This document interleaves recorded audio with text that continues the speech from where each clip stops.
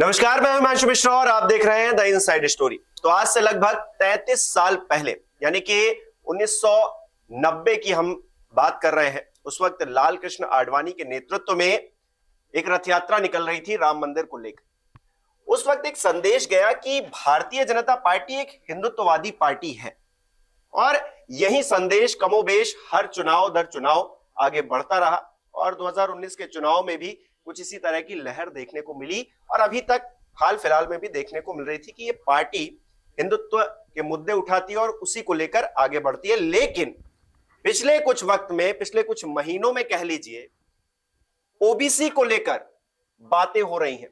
OBC पर जो हिंदुत्ववादी पार्टी जो एजेंडा लेकर चलती थी वो ओबीसी पर शिफ्ट होती हुई नजर आ रही है। और क्या इसकी वजह कांग्रेस पार्टी की तरफ से उठाए जा रहे या फिर विपक्ष की तरफ से उठाए जा रहे मुद्दे हैं, इसको लेकर आज हम बात करेंगे। डॉक्टर संजीव त्रिवेदी जी वैश्विककार हमारे साथ। संजीव जी ने शुरुआत से ही जिक्र कर दिया और अब तक जो है हिंदुत्ववादी होने का, हिंदुत्व का जो एजेंडा है उसको आगे बढ़ाने का बीड़ा भारतीय जनता पार्टी ने उठा रखा था। लेकिन हाल फिलहाल में नजर आ रहा है कि वो अब ओबीसी पर शिफ्ट हो गई और तेलंगाना में जो अमित शाह ने बयान दिया है उससे तो ये और साफ हो जाता है और क्लियर हो जाता है। हाँ, ये आज जो उनका बयान आया है, सूर्यपेट में आज भारतीय जनता पार्टी की रैली थी और उन्होंने बहुत सोच समझकर वहाँ ये बयान दिया है। और अमूमन ऐसा कहा नहीं जाता है कि किसी जाति विशेष के व्यक्ति को हम सीएम बनाएंगे, लेकिन ऐसा लगता है कि उनके पास वहाँ पर चुनावी प्लान कुछ था नहीं और वहाँ कैसे लोगों को अपनी तरफ खींचे। तो रणनीतिकारों ने संभवतः ये तय किया है और शायद 2 अक्टूबर को जब बिहार के सर्वे आए, कास्ट सर्वे जो आए, उसके बाद से जो कास्ट फैक्टर है भारतीय पॉलिटिक्स में वो और भी ज्यादा रेखांकित हो गया। बिल्कुल। और शायद उसी का नतीजा है कि भारतीय जनता पार्टी फिलहाल अपने आप को इस दबाव में तो पा ही रही है कि वो ओबीसी पॉलिटिक्स को एड्रेस करे। देखिए, जैसा कि आपने कहा भी, जो पॉलिटिकल आइडेंटिटीज होती हैं, राजनीतिक पहचान होती है, हर दल ने अपनी अपनी बनाई हुई होती है। कांग्रेस सदा से अपने आप को मध्यम मार्गी राजनीति, सेक्युलर और सभी जाति वर्ग को समेट करके चलने वाला, इसमें बैकवर्ड्स भी होंगे, दलित्स होंगे, मुस्लिम्स होंगे, अपर कास्ट होंगे, सब लोग होंगे, उस तरह का चलाया।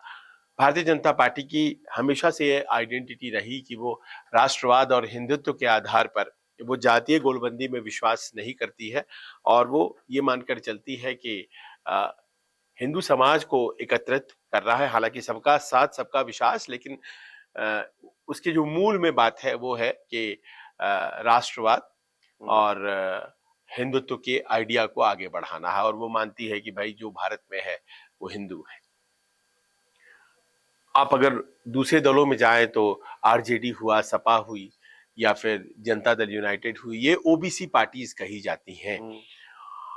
अब अपने आइडेंटिटी को आज ऐसा लगा मुझे उनका भाषण सुनने के बाद, अमित शाह साहब का, कि वो अपनी आइडेंटिटी को मौजूदा चुनौतियों के मद्देनजर थोड़ा सा ट्वीक, थोड़ा सा बदलाव उसमें लाने की कोशिश कर रहे हैं। ये जो मेरी पहचान है हिंदुत्व और राष्ट्रवाद, वो तो रहेगी ही रहेगी, पर साथ में क्योंकि ये राजनीति अब जातीय गुणागणित की वजह से ज्यादा प्रभावित हो रही है, तो क्यों ना हम उसमें भी अपनी दखल दें। और इस कारण से उन्होंने तेलंगाना में अगला, अगर हमें जिताया जाता है, तेलंगाना की जनता के द्वारा आशीर्वाद मिलता है, तो हम वहां पर सीएम जो बनाएंगे वो ओबीसी कैटेगरी से बनाएंगे।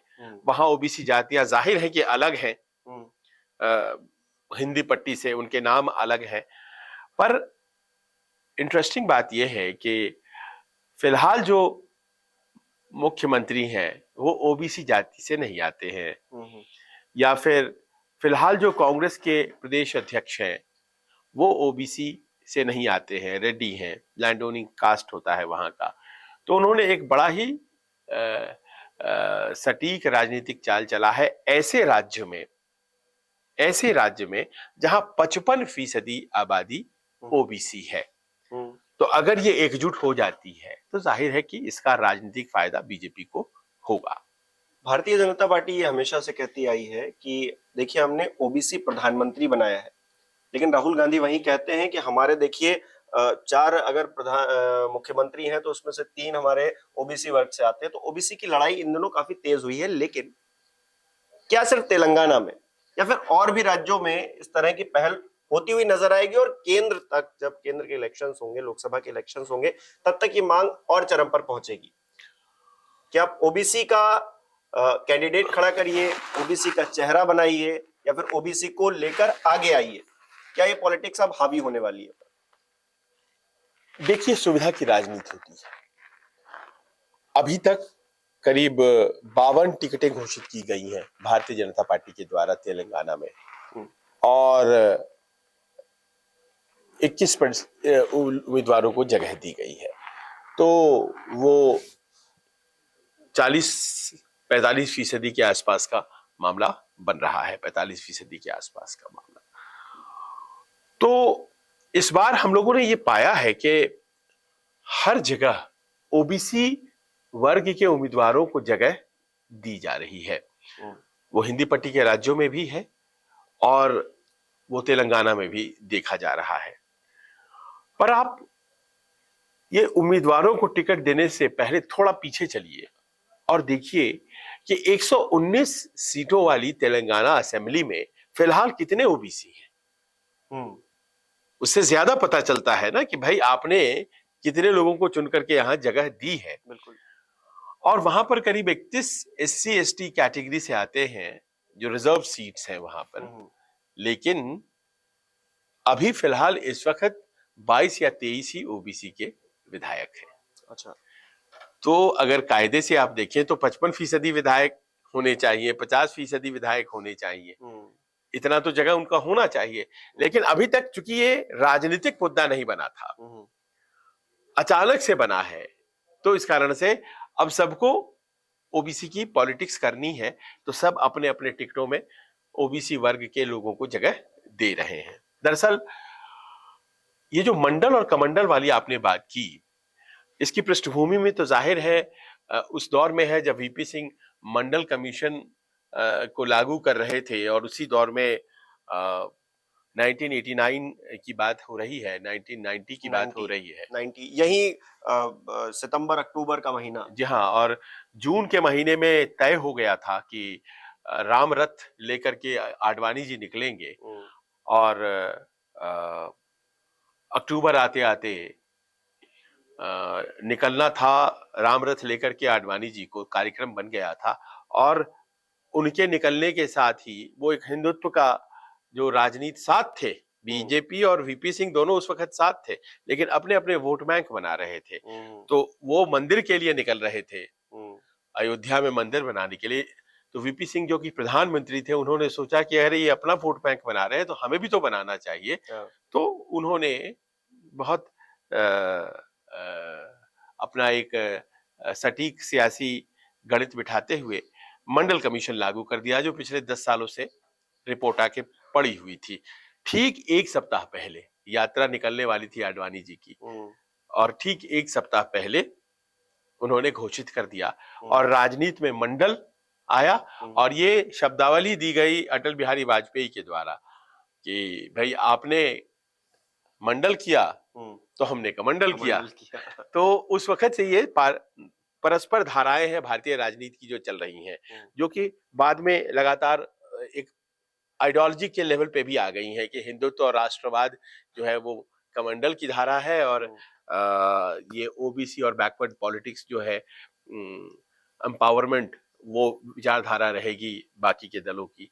लेकिन अभी की राजनीति में हम देख रहे हैं कि आप देखिएगा कि ओबीसी पार्टीज जो हैं वो भी अपर कास्ट की तरफ और उनको अपनी तरफ खींचने की बात करती हैं, कोशिशें करती हैं, रिप्रेजेंटेटिव्स बनाती हैं।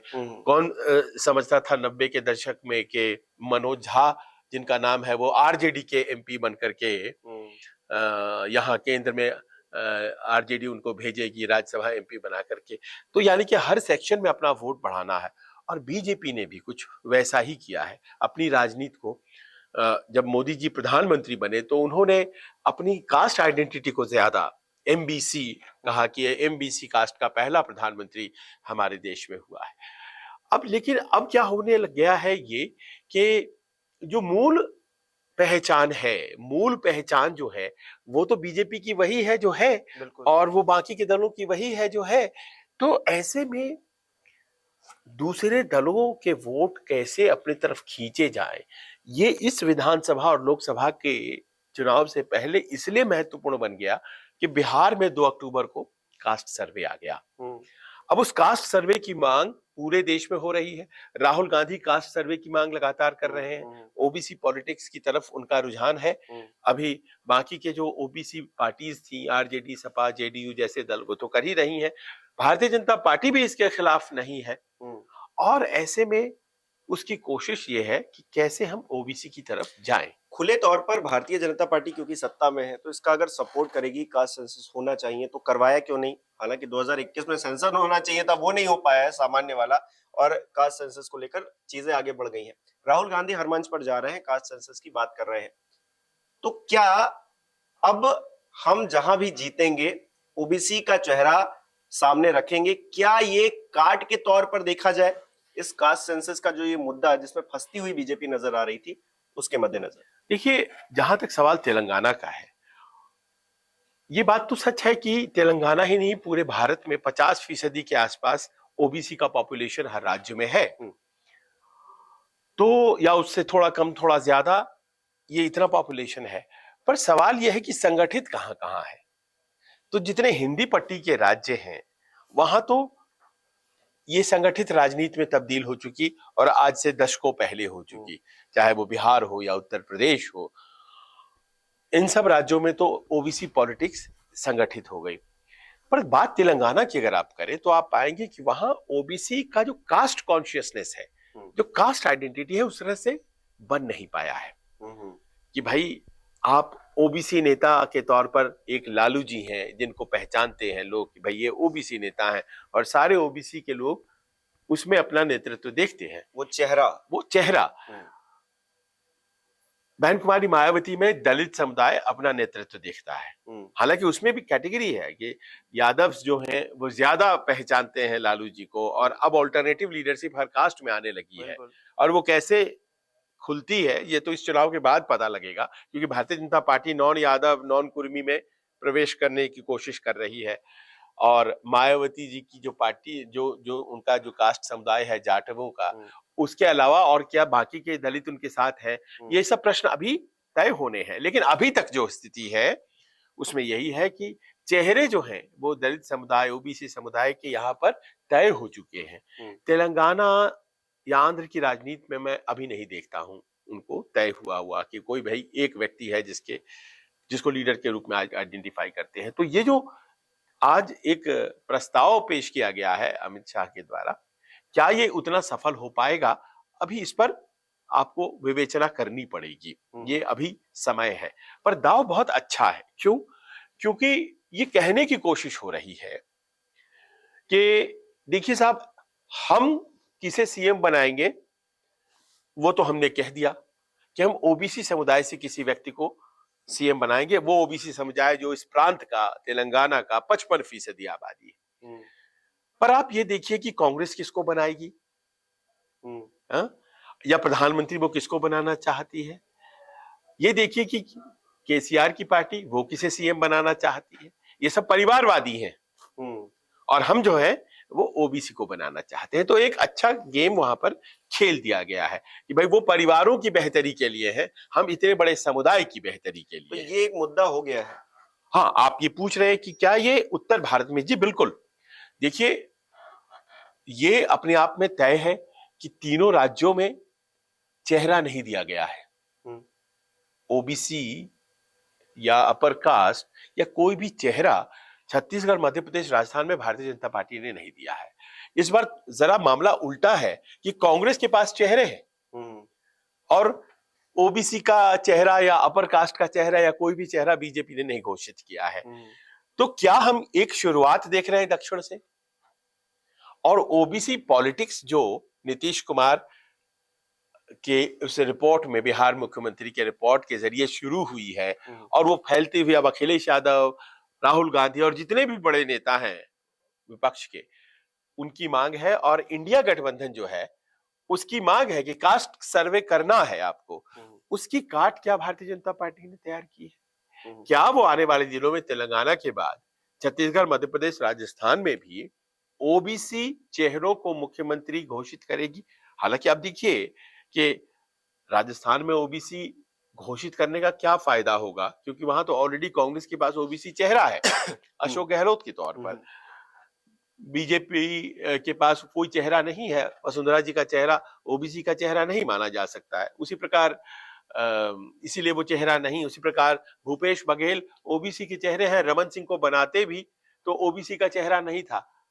तो क्या इसी वजह से इन नेताओं को चेहरा नहीं बनाया गया? अच्छा, ये जो तेलंगाना में कहा गया अमित शाह जी की तरफ से, ये इन 3 राज्यों के जो बड़े नेता हैं, राजस्थान में, मध्य प्रदेश में या छत्तीसगढ़ में, रमन सिंह हो गए, उधर वसुंधरा जी हो गई और इधर शिवराज जी हो गए, इनके लिए तलवार की तरह लटक गया है कि अगर हम जीते तो शायद हम ओबीसी चेहरे की तरफ आगे बढ़े।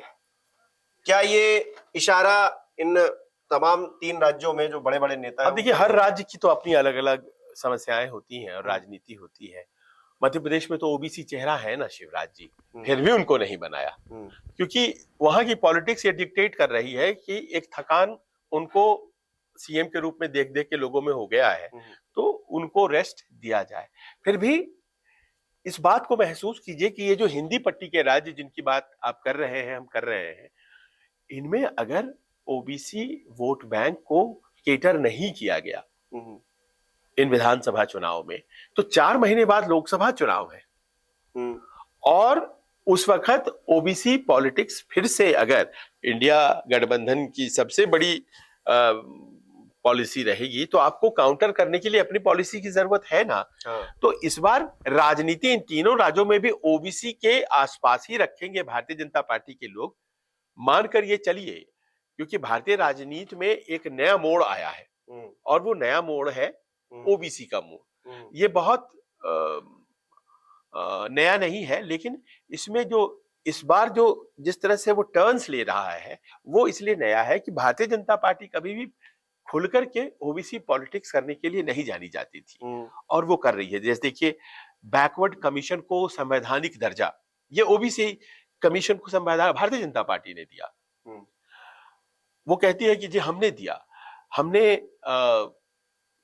आप आरोप लगा सकते हैं कि उनके मुख्यमंत्री जो हैं वो ओबीसी वर्ग से नहीं आते हैं, चाहे उत्तर प्रदेश हो, चाहे वो उत्तराखंड हो, चाहे वो असम हो, चाहे वो समर्थित जो उनके सीएम है महाराष्ट्र हो, इन सब जगहों पर नहीं आते हैं, लेकिन वो भी अपना काम गिना रहे हैं कि भाई देखिए हमने ओबीसी के लिए क्या क्या किया है।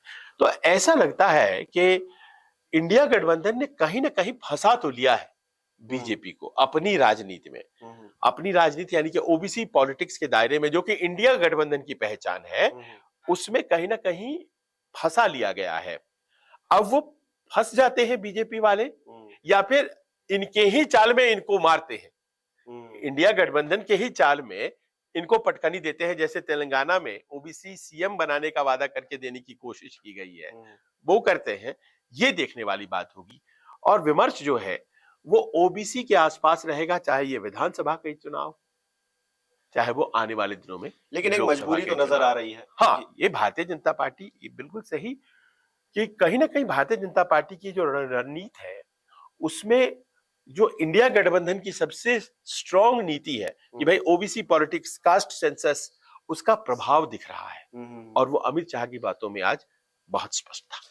चलिए देखिए आगे होने वाले समय में जो इलेक्शंस होंगे उसमें क्या रहेगा, और क्योंकि अब जिक्र तो ओबीसीज का कर दिया गया है, इंडिया अलायंस लगातार कर रहा है, राहुल गांधी जिस भी मंच पे जाते हैं ओबीसीज का जिक्र करते हैं, वो कहते हैं कि जो सेवाएं सरकारी हैं उनमें कितने ओबीसीज हैं वो तो इसका जिक्र भी कर देते हैं। तो फिर कहीं ना कहीं इन 5 राज्यों के अलावा जो 24 का इलेक्शन होगा, लोकसभा का इलेक्शन होगा, आम चुनाव होंगे, उसमें भी ये मुद्दा कहीं ना कहीं बड़ा मुद्दा बनता हुआ नजर आएगा। आपको क्या लग रहा है इस मुद्दे को लेकर, हमें कमेंट करके बता सकते हैं। बहुत बहुत शुक्रिया।